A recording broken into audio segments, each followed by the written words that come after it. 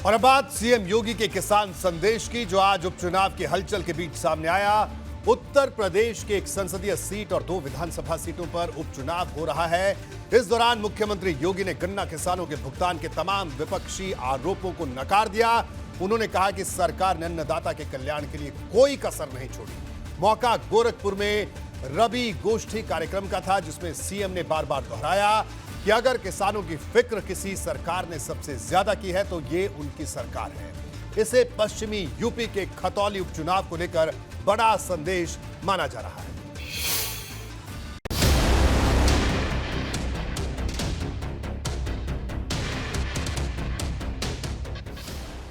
यूं तो मुख्यमंत्री योगी आदित्यनाथ का किसान संदेश पूर्वांचल की धरती से निकला है, लेकिन इस संदेश के तार पश्चिमी यूपी से जुड़े हैं।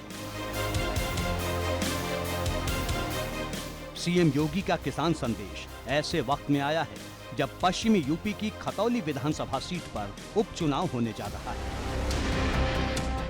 दिलचस्प बात यह है कि खतौली सीट पर किसानों की स्थिति मुख्य मुद्दा है और विपक्षी पार्टियां इसी मुद्दे पर सरकार को घेर रही हैं। पहले योगी आदित्यनाथ का किसान संदेश सुनिए और फिर आपको बताते हैं कि सियासत की बिसात पर योगी के इस बयान के मायने क्या हैं।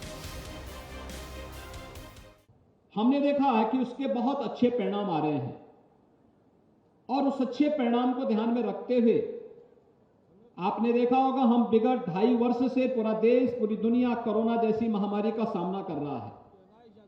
कोरोना में पूरी दुनिया त्रस्त हो गई, पस्त हो गई। अकेले कृषि सेक्टर एक ऐसा था जहां पर जिसकी प्रोडक्टिविटी बढ़ी और अन्नदाता किसानों ने उस विपत्ति के समय भी दुनिया को निराश नहीं होने दिया। लगातार हमारा किसान मेहनत करता रहा। आज उसके परिणाम हम सबके सामने है। ये वही मुद्दा है जिसके इर्द गिर्द खतौली के सियासी खेल में विपक्ष भाजपा के खिलाफ घेराबंदी कर रहा है। खतौली विधानसभा सीट पर गन्ना और गन्ना किसान सियासत के केंद्र में है। किसान और किसानों से जुड़े मुद्दों पर सरकार से सवाल है। रविवार को इसी मुद्दे को जयंत चौधरी ने हवा में उछाला था। एक नए अध्याय के साथ लोग आगे बढ़ना चाहते हैं। यही बात है कि गर्मी निकाल दूंगा और दंगे की याद दिलाना। खुद मुख्यमंत्री जी जब मुजफ्फरनगर आए थे ऐसी भाषा बोल के गए थे और क्या परिणाम है वो आप सबके सामने है। आपका मुद्दा क्या रहेगा? हमारा मुद्दा है कि मैंने पूछा है कि अभी तक गन्ने का भाव क्यों नहीं घोषित हुआ। जो किसान के मुद्दे हैं, विकास के मुद्दे हैं, उन्हीं को लेकर चलेंगे। खतौली में रविवार को जयंत चौधरी ने साफ कहा था कि खतौली में खेल होगा तभी सरकार पर दबाव बनेगा। सवाल है, क्या सरकार पर पश्चिमी यूपी की सियासी हवा का असर दिख रहा है या फिर किसानों के मुद्दों और किसानों से जुड़ी सरकारी योजनाओं के आसरे मुख्यमंत्री ने उस डोर को साधने की कोशिश की है जो खतौली के साथ साथ मैनपुरी, रामपुर उपचुनाव और 2024 के लोकसभा चुनाव पर असर डालेगा। क्योंकि सीएम योगी ने गोरखपुर में आयोजित रबी गोष्ठी में मंच से बोलना शुरू किया तो देश के विकास में किसानों के योगदान का जिक्र किया। किसानों के लिए केंद्र और राज्य सरकार की योजनाओं की बात की। फिर किसानों के मुद्दे को उत्पादन में बढ़ोतरी और पशुपालन से आमदनी से जोड़ दिया। हम कृषि क्षेत्र में जितना पोटेंशियल उत्तर प्रदेश में है, इसको इससे 3 गुना अधिक बढ़ा सकते हैं, लेकिन कुछ सावधानियों को उसमें रखना पड़ेगा।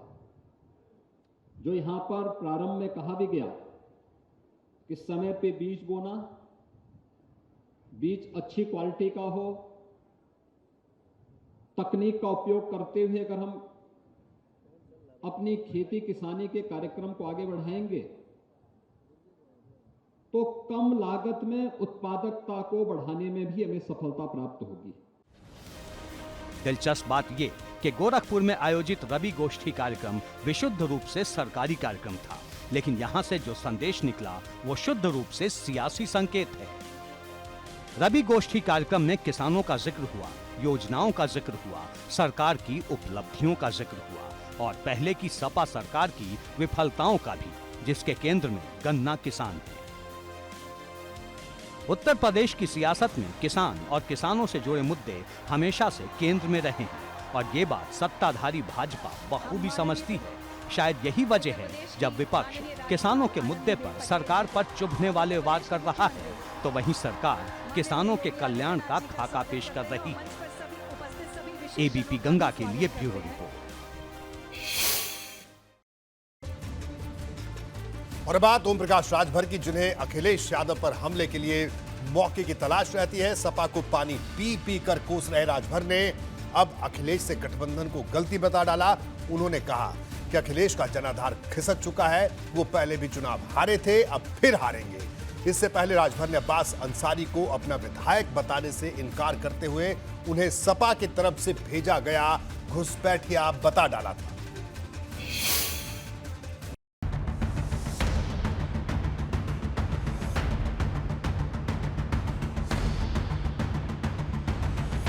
समाजवादी पार्टी से लोग नफरत कर रहे हैं। जो जातियां शेष वहां हैं वो समाजवादी पार्टी से नफरत करती हैं।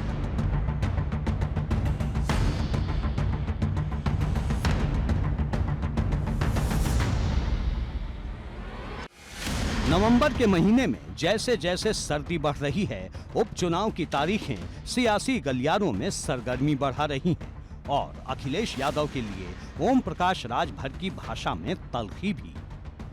सुभाषपा ने इसी साल हुए विधानसभा चुनाव से ठीक पहले समाजवादी पार्टी से गठबंधन किया था, जो कि जुलाई के महीने में टूट गया। इसका दर्द अब तक ओम प्रकाश राजभर को सता रहा है। दर्द इतना है कि राजभर अब गठबंधन को ही गलती करार दे रहे हैं। कजरी होती है जी। एक लाइन हमको यादव गाते हैं कि बड़ी बड़ी बखरी लो भैला भैया बिरनू, भीतरा बा मुसरन का मार भैया बिरनू। जब बेटी गई ससुराल में, जब पहले शादी तय होती तो वो ऐसे ही हाथ घुमा देते हैं कि सब पूरा जमीन हमारे यहाँ। और जब वो बेटी जाती है घर में तो पता लगा न दाल बा न नून बा न कुछो बा, तब वो पूछती है कि अरे 52 बीघा जन पुदीना लगा था उनका घर, अरे कहाँ ऐसा देखा कल सदिए वो देखा ली। ओम प्रकाश राजभर का मतलब साफ है कि गठबंधन के पहले उन्हें जो तस्वीर दिखाई गई वो समाजवादी पार्टी की हकीकत से बिल्कुल अलग थी।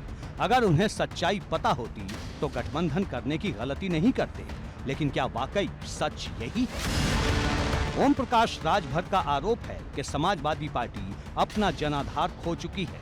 मैनपुरी में लोग समाजवादी पार्टी के अत्याचार से निजात चाहते हैं। समाजवादी पार्टी की सरकार में गुंडई, दबंगई, मारपीट, लूट खसोट, किसी का अनाज ट्रैक्टर में लादा दाव के तो अपना इंजन लगा के लेके चले गए दुआरे। अब वो बेचारा वोट देगा? तो ये नफरत लोग कर रहे हैं, वोट देने वाले नहीं है, विकल्प खोज रहे हैं। वही में तो हम पहले दाव लगाए कि हो सकता है लैया बनो का दाव सही। आजमगढ़ और रामपुर उपचुनाव के नतीजों के साथ समाजवादी पार्टी के साथ सुभाषपा के गठबंधन का भविष्य तय हो गया था। अब मैनपुरी संसदीय सीट के साथ 2 विधानसभा सीटों पर उपचुनाव हो रहा है। इन उपचुनाव के नतीजों के बाद राजभर का अगला कदम क्या होता है, इस पर सबकी नजर है। एबीपी गंगा के लिए ब्यूरो रिपोर्ट।